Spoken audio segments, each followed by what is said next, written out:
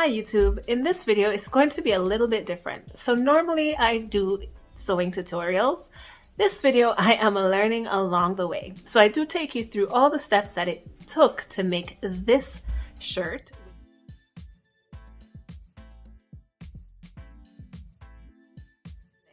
But let me tell you, there were a lot of growing pains. So as you watch this video and you're wondering, wait, why is she doing it that way? I wondered the same thing. By the time I was finished with this shirt, my hands hurt, my whole body was so tired from all the stretching and all the pulling involved in what I did. So the technique is called shirring. You will learn an easier way to do it. So stay tuned, watch the entire video. If you like what you see on my channel, don't forget to press like. Don't forget to press subscribe, or if you know somebody who is learning how to sew, don't forget to share this video with them. All right, enjoy. All right, so when I started shirring, first I was using elastic thread. It did not work out very well.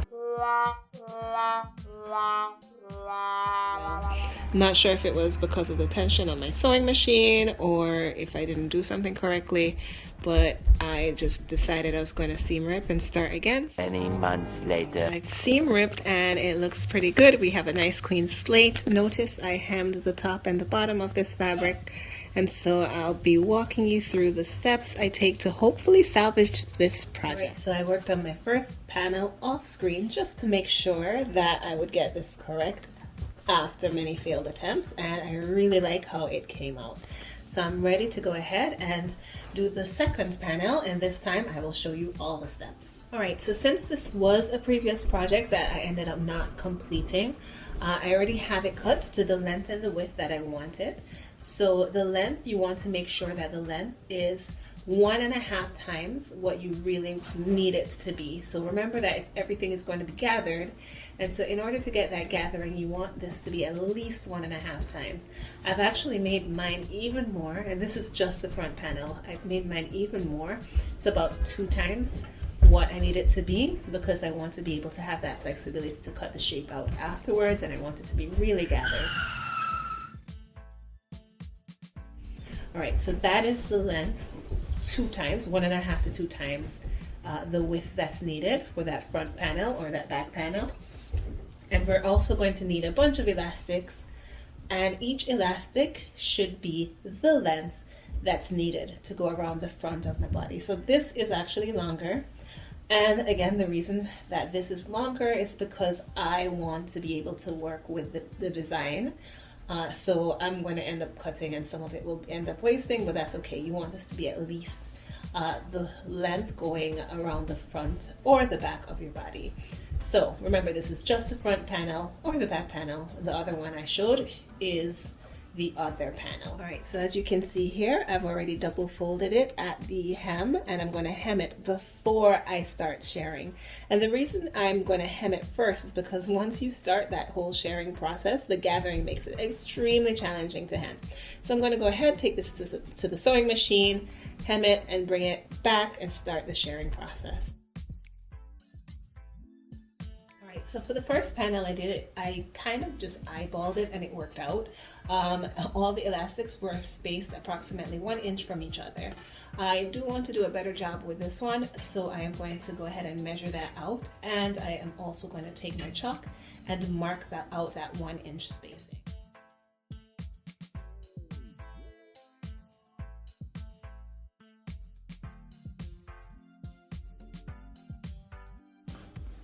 Alright, so I've drawn in my guidelines, as you can see in blue, and now I'm ready to start adding my elastics. So, in order to add my elastics, recall that the elastic is much shorter than the fabric. I'm going to go ahead and pin the end of the elastic onto the fabric, onto the end of the fabric. And there are multiple ways to do this. I could at this point take this straight to the machine and just start sewing and pulling on the elastic as I go. However, I want to make sure everything is evenly spaced. So I'm actually going to pull the elastic before I even get to the machine. So I'm going to go ahead and pin the other end of the elastic to the other end of the fabric. The first row of doing this is definitely the easiest. And every row gets harder and harder and harder. But once you're done, it's going to be all worth it. All right, so as you can see, the elastic is here, the fabric is here. I'm going to pull the elastic taut until it's resting flush against the fabric. And the hard part is I kind of need a third hand to do this. So I'm going to anchor this somewhere and pin the middle of the fabric.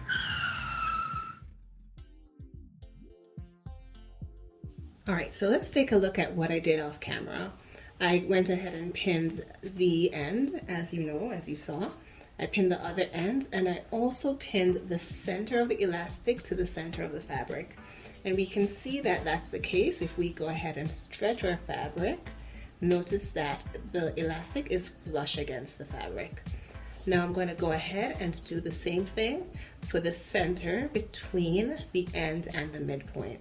So that's the quarter-way point. I'm going to pin the elastic to the fabric there as well, and on the other side. All right, so when all your pins are in place for the first row, it looks pretty crazy, right? It looks like I'm trying to do something that does not quite fit. There we go, like a clothesline of some sort.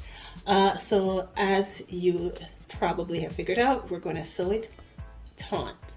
So I'm going to go ahead, take this to the machine, and we're going to sew that first. All right, so before we start to pull on this elastic, you want to make sure that you have secured it in place at the end. So I'm going to go ahead and just sew the end of the fabric to the end of the elastic using a regular straight stitch. Also back stitching as well.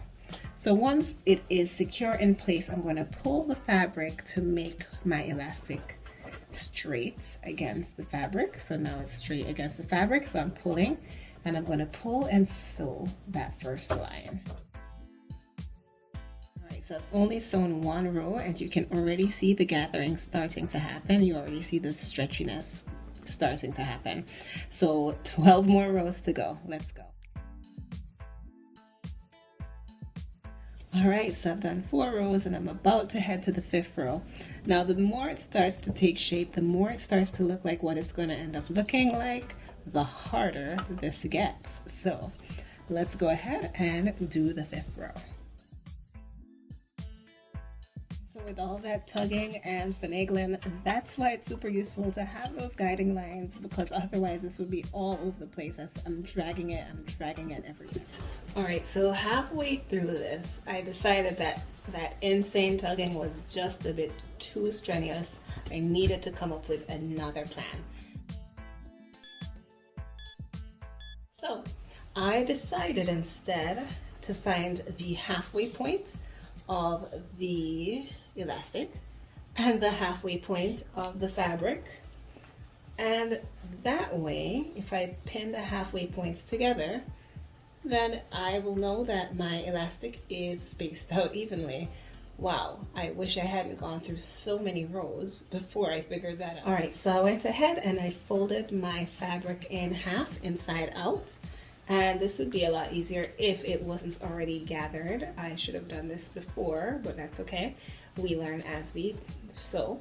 So now that I have folded this in half, I can tell that the halfway point is going to be along this line.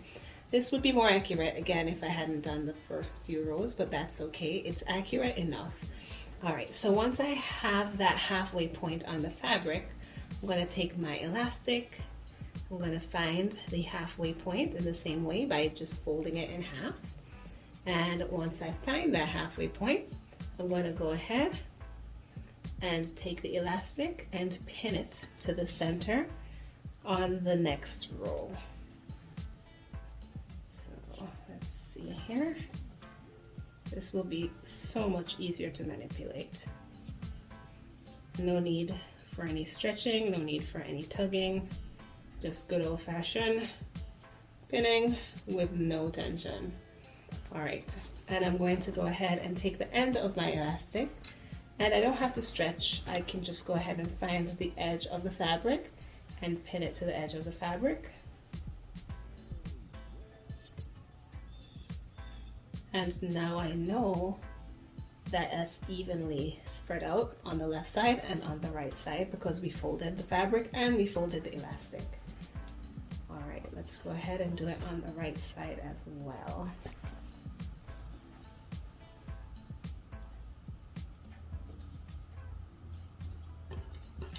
Now to get even more guidance, we could have marked out our elastic in quarters and pin the quarter point of the elastic to the quarter point of the fabric. Since I already have the halfway point marked and I'm already used to what I was doing before with the stretching, I'm going to go ahead and just do that to finish this up. All right, so now both of our panels are finally complete and here's what it looks like. And as you can see, it does stretch, which is the goal for us to do the shirring. And now we can go ahead and make our shirt with our fabric. Okay, so here's our first layer of fabric, and as you can see, the right side is facing up. And I'm gonna take my other layer of fabric and have the right side facing down so that the right sides are both touching each other. And as you can see, this is pretty wide, and I did it wide because you can always cut it and make it smaller. You can never make it bigger.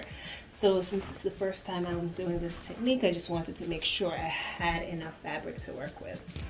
All right, so now I'm going to be using a top that I already have as a pattern. So I'm going to go ahead and place that top on top of our layers of fabric. And so I will be cutting just the tube portion, just a tube top shape, and we'll be working with that. I am going to go ahead and pin along the sides here and here so that I can create my seam.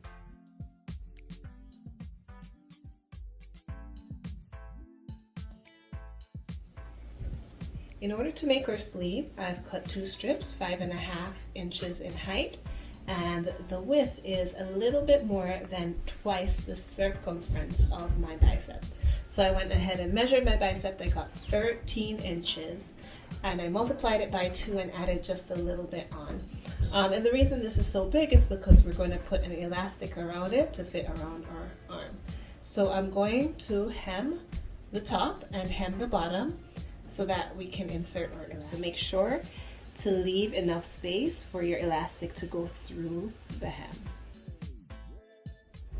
Alright, so we've hemmed the bottom and the top of our sleeve, and now before we close it up, we're going to put the elastic in. So I put a pin, a safety pin at the top and the bottom of the elastic, and remember the elastic is the same circumference as our bicep.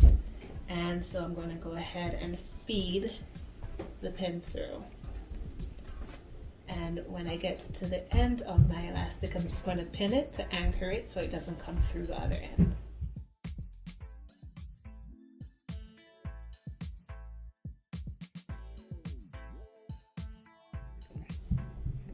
Alright, so as you can see, I've fed my elastic through, and I am now going to sew the 2 sides of the elastic together. Alright, so I'm going to go ahead and do the same thing for the elastic in the bottom casing. Alright, so that's kind of what the sleeve looks like, but I actually have not sewn up the hem yet.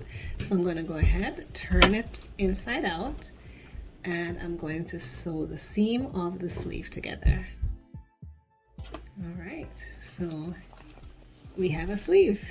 And that's what our sleeve looks like. Alright, so I'm going to go ahead, do the other sleeve so I can attach both. Alright, so here's what I did. I took the sleeve and I took the seam of the sleeve and matched it up with the seam of the shirt. And I pinned it here. And so I'm going to go ahead and sew it approximately 1 inch in each direction. 1 inch to the left of the seam and 1 inch to the right of the seam. And I'll do that with both sleeves to attach.